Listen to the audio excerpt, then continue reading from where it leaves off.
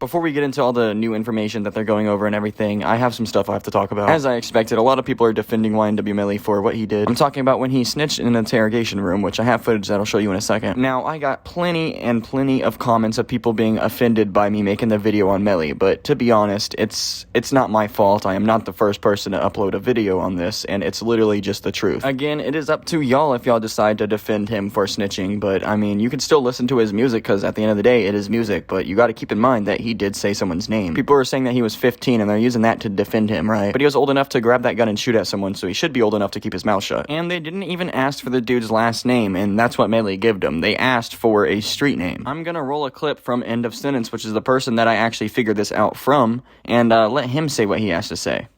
So what do I think about this Melly shit? He shouldn't have gave that fucking name. He fucked up. Is it gonna affect him in any way, shape, or form? No, because people are gonna say he was 16 years old, he wasn't affiliated with nobody, this, that, and the third, he took the charge, he did all the time, the other kid didn't get arrested for it, whatever.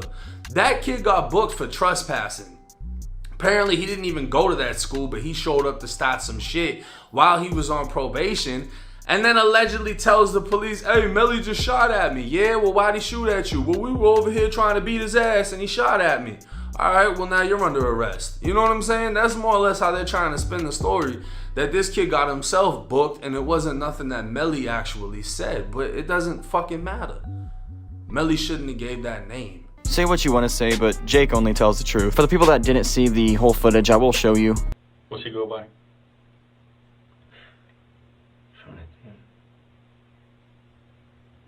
I think he goes to the alternative. Alright, what's his street name?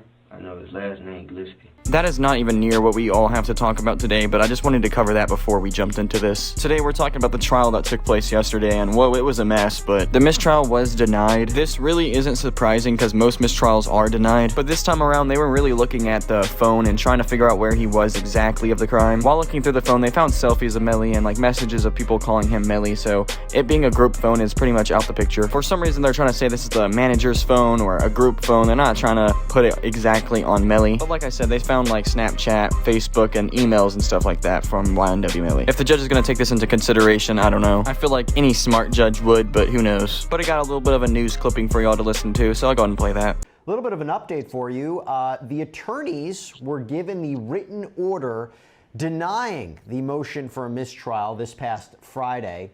A lot of this is preserving objections for appeal. So you understand why they make the objections, but it really weighs heavily in favor of the prosecution. The judge essentially has to find that the trial, for whatever reason, this is, based upon questions asked by the prosecution, perhaps testifying during the questions, whatever kind of inadmissible evidence may have come before the jury. Does the judge feel that that bell simply can't be unrung to the extent that it has derailed the entire trial? And the judge is reluctant to do that. They don't want to put everybody through all of this again over something that they feel that perhaps could be solved through a curative instruction to the jurors, and the judge obviously felt that way in this instance. It's not surprising because most of these are denied. So if you are possibly still confused, I'll kind of sum it up. This case has been going on for way too fucking long, and they don't want to do that. That's pretty much what it is. Which it does make sense. This is a whole lot of extra stuff for this case to already be open since 2019, so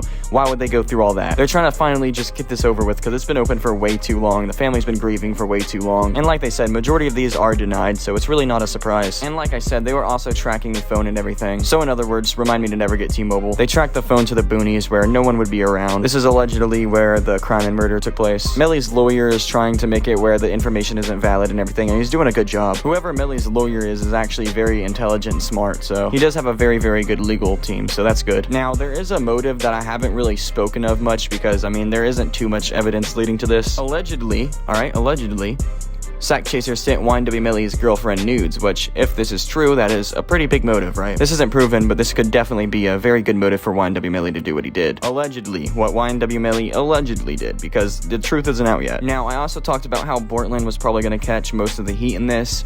With this phone tracking, that may not be the case, actually. This is still very possible, but I don't know. They are still going over everything, so we won't know yet, but that's pretty much everything that is new and brought up into the trial. I'm gonna make an update as soon as possible, but until then, that's where we leave this off. Link to the EOS, the end of sentence video down below, and the news clipping video down below. While you're there, tap into my second channel. I tell story times there, watch videos, literally just do whatever, so go ahead and do that. And if you're interested in messaging me, anything like that, debating with me, go to my Instagram page. It's linked down below as well. With all that being said, as per usual, stay safe, stay notorious, and peace out.